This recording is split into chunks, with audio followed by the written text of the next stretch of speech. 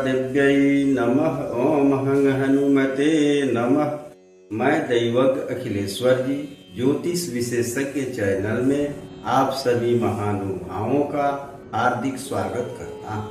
आज हम आप सबके लिए एक विशेष विषय लेकर आया हूँ। सावन के महीने में केवल गंगा जल ही भगवान शिव को अर्पित करना चाहिए। अन्य नदियों का जल नहीं क्यों?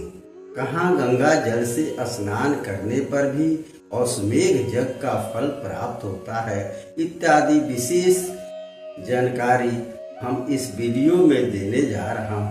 वीडियो के अंत तक बने रहें तथा इसका पूर्ण लाभ उठाएं। दर्शकों, गंगा नदी की पवित्रता का जो प्रश्न है वह केवल अंधविश्वास नहीं है।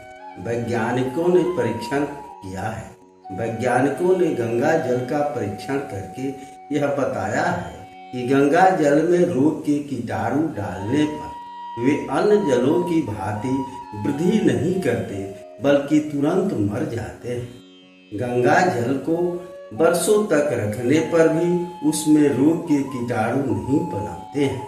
इतना ही नहीं, गंगा जल में गर्म तप्त लोहे को डालकर उसे निकालने पर गंगा जल में अंश मात्र का भी कमी नहीं होता है।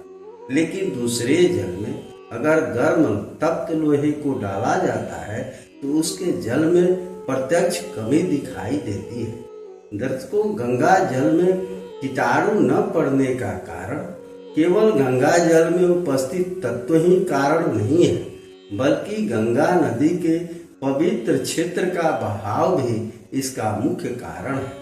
इतना ही नहीं, गंगा नदी भगवान विष्णु के नख से, पैर के नख से निकलकर भगवान शिव के जटा से होते हुए फिर ब्रह्मा के कमंडल से होकर के इस पृथ्वी पर आती है। यह भी उनके पवित्रता का कारण है।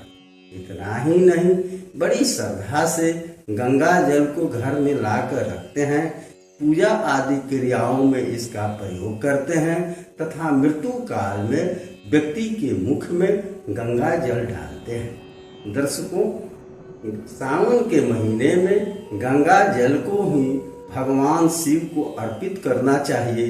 क्यों? जो नदी अपने उद्गम से निकल करके किसी दूसरे नदी में बिना मिले हुए सागर में मिलती है, उसी जल को भगवान शिव पर चढ़ाने का विधान है।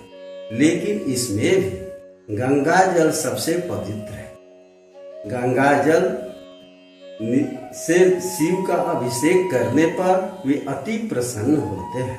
प्रवाह से निकला हुआ गंगा जल वासी, ठंडा, गर्म या अस्पृश्य से छू जाने पर भी दूषित नहीं होता है। लेकिन दूसरा जल इन सभी क्रियाओं से अस्पृश्य आदि से छू जाने पर दूषित हो जाता है। दर्शकों, गंगा जल घर में लाकर भी उससे स्नान किया जाता है तो उससे अश्वमेघ यज्ञ का फल प्राप्त होता है। इसलिए भगवान शिव गंगा जल से अति प्रसन्न होते हैं।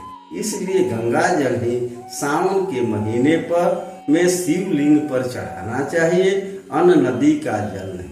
आज के लिए बस इतना ही। धन्यवाद। जय मां विंध्यवासिनी।